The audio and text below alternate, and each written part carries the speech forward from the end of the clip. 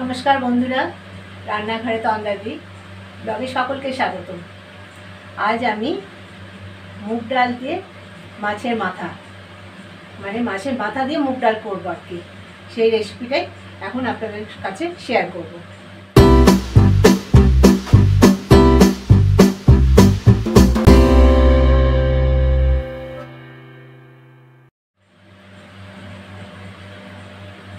তার জন্য আমি নিয়েছি দুটো মাছের মাথা, আর নিয়েছি 150 গ্রাম মতন ডাল, আর থাকছে পেঁয়াজ কুচি, টমেটো কুচি, গ্রেট করে নিয়েছি আদা, রসুন, কাঁচা লঙ্কা। এখন আমি মুগ ডালটা একটু ভেজে নেব। মুগ ডালটা আগে আমি ধোবো না, ধুলে গন্ধটা চলে যাবে। আগে আমি একটু এটাকে ভেজে নেব।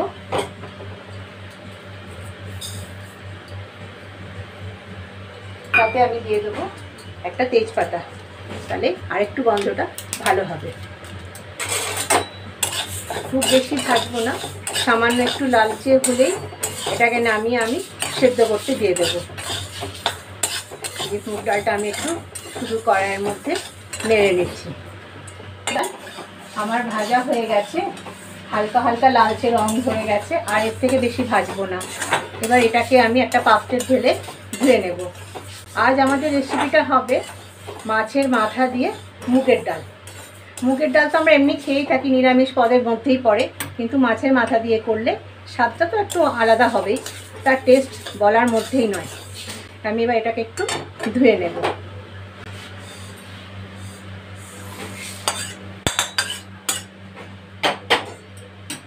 বেশি ধোবো না, একবারে বেশি ধুলে ভাজা গন্ধটা চলে যাবে, তাই আমি একবারই জল দিয়ে ধোবো।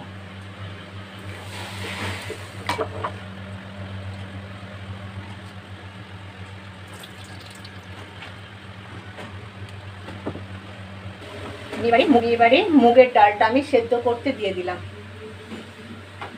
চাইলে আপনারা কুকারেও সেদ্ধ করে নিতে পারেন, আমি আজকে কড়াইয়ের মধ্যেই করে নিচ্ছি। মুগের ডাল আমি একটা আলাদা পাত্রের মধ্যে সেদ্ধ করতে দিয়ে দিলাম। ডাল আমার সেদ্ধ হতে হতে মাছের মাথাটা আমি ভেজে নেব। কড়াইয়ের মধ্যে তেল দিয়ে দিয়েছি, তেল আমার গরম হয়ে গেছে। এবারে আমি মাছের মাথাগুলো দিয়ে দিচ্ছি। মাছের মাথার মধ্যে যে ফুলকোগুলো কানকগুলো থাকে সেগুলো আমি ফেলে দিয়েছি, অনেকে পছন্দ করে তাই রেখে দেয়, আমি সেগুলো কিন্তু বাদ দিয়ে দিয়েছি।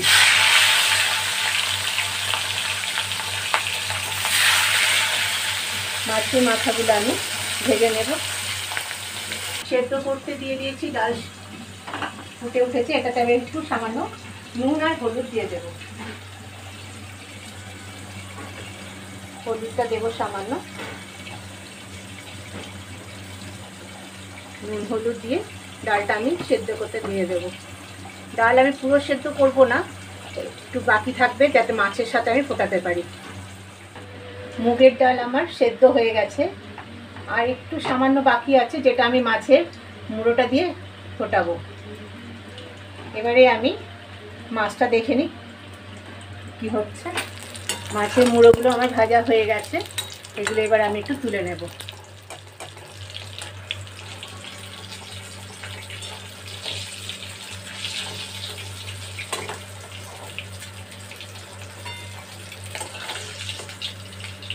মাছের মুড়োগুলো খুব বেশি ভাঙিনি, তাহলে দেখতে ভালো লাগবে না। মাছ ভাজার এই তেলটার মধ্যে আমি 1 চামচ গোটা জিরে আর 2টো লঙ্কা ফোড়ন দিয়ে দিলাম। এরপর এটার মধ্যে দেব আমি গ্রেট করে রাখা আদা,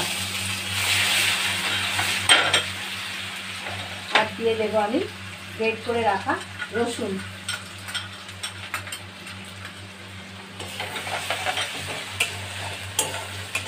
এটা সামান্য একটু ভাজা হয়ে গেলে এর মধ্যে দিয়ে দেব আমি পেঁয়াজ কুচি।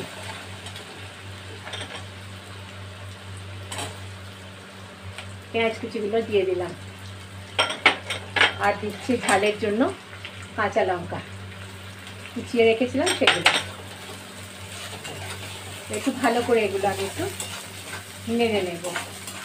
একটু লাল লাল ভাজা হয়ে যাবে। দিয়ে দিচ্ছি আমি একটু হলুদ। হলুদটা সামান্য দেবো, ডালে একটু হলুদ দেওয়া আছে, তাই হলুদটা একটু কম করেই দেব। আর মশলা বলতে দেবো আমি 1 চামচ ধনে গুঁড়ো।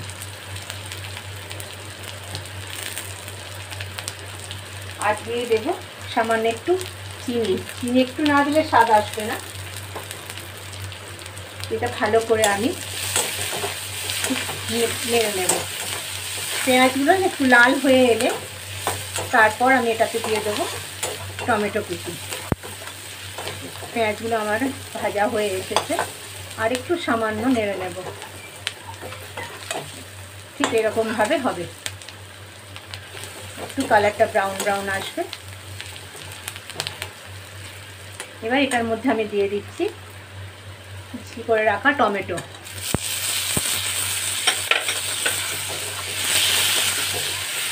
টমেটো খুব বেশি ভাজবো না, তাহলে বেশ কালারফুল দেখতে হবে।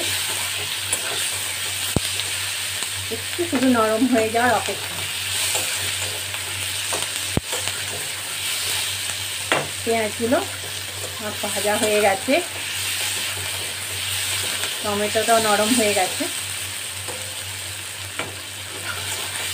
এবারে এটার মধ্যে আমি দিয়ে দেব ভেজে রাখা মাছের মুড়ো।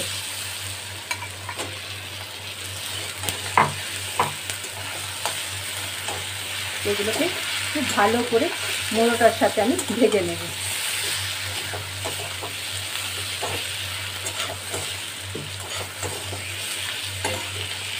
মাছের মুড়োর সাথে পেঁয়াজ টমেটো সমস্ত আর মিশে গেছে, আদা রসুন যা দিয়েছিলাম আমি। এবার এটার মধ্যে ঢেলে দেবো আমি সেদ্ধ করে রাখা ডাল।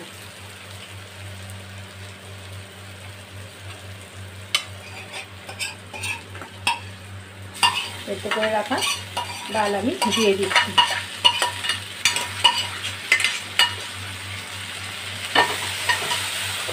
ডালটা আমি এটার সাথে খুব ভালো করে নেড়ে দিলাম।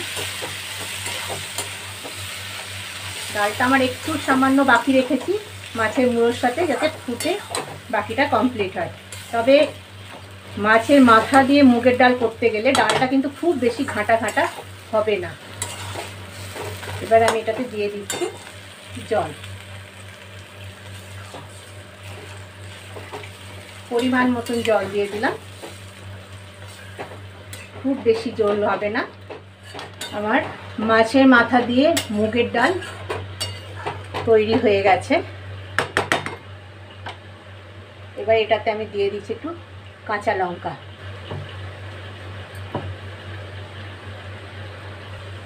ডালের মধ্যে আমি কাঁচা লঙ্কা দিয়ে দিলাম। এবারে আমি দিয়ে দিচ্ছি 1 চামচ মতন ঘি। ঘিটা দিলে স্বাদটা একটু বাড়িয়ে দেয়।